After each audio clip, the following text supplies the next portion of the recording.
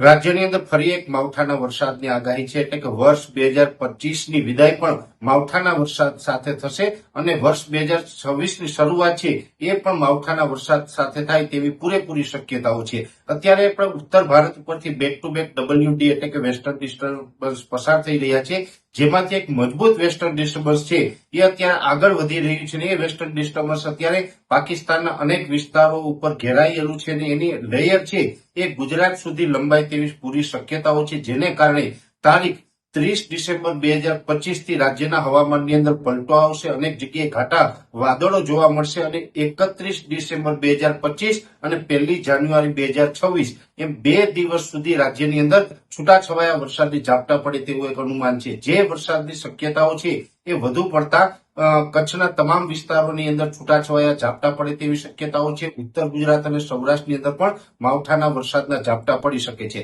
જોકે આ માવઠાના વરસાદ છે એ સાર્વત્રિક નહીં હોય, સીમિત વિસ્તારોમાં હશે, છૂટાછવાયા વિસ્તારમાં હશે અને વરસાદની તીવ્રતા છે એ પણ સામાન્ય હશે। પણ સૌરાષ્ટ્રના લગભગ મોરબી, સુરેન્દ્રનગર, રાજકોટ, જુનાગઢ, પોરબંદર, દ્વારકા, જામનગર જેવા તમામ વિસ્તારોની અંદર માવઠાના ઝાપટા પડી શકે છે।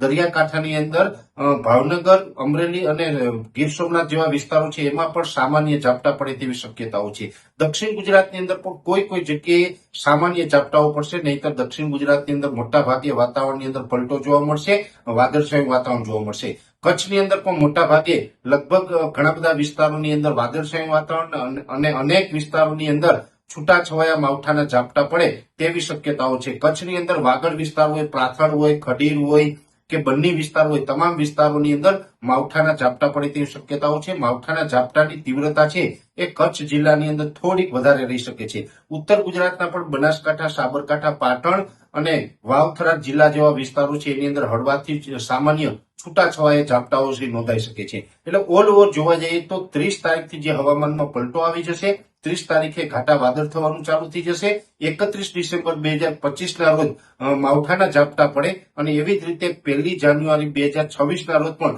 છૂટાછવાયા માવઠાના ઝાપટા પડે તેવી શક્યતાઓ છે। એટલે વેસ્ટર્ન ડિસ્ટર્બન્સને કારણે રાજ્યના હવામાનમાં પલટો પણ આવશે, અનેક જગ્યાએ માવઠાના વરસાદ પણ થશે અને 2 તારીખથી ધીમે ધીમે ફરીથી આપણું હવામાન છે એ રાબેતા મુજબ થતું જોવા મળશે। ખાસ કરીને આ માવઠાના વરસાદ પડીએ, ઝાપટાઓ પડીએ ત્યાર પછી 2-3 તારીખથી ધીમે ધીમે ઠંડીની શરૂઆત છે એ પણ થશે ને એક પ્રકારે કોલ્ડ વેવનો રાઉન્ડ આવે અને તીવ્ર ઠંડીની શરૂઆત થાય તેવી પણ શક્યતાઓ છે। એટલે ખાસ અત્યારે આપણે જે પ્રમાણે હવામાનમાં પલટો આવવાનો જે છે એની શક્યતા ખૂબ વધી રહી છે અને ક્લાઇમેટ ચેન્જ અને ખોરવાતું જતું જે વેધર છે આપણું, એને કારણે વારંવાર માવઠા થઈ રહ્યા છે। ઠંડીની જગ્યાએ આપણે ખૂબ ઠંડી નથી જોવા મળતી ને એમાં પણ વધુ એક માવઠું આવી રહ્યું છે। એટલે દરેક ખેડૂત ભાઈઓ આ માવઠાના વરસાદ પડવાના છે જેની નોંધ લેવાની છે।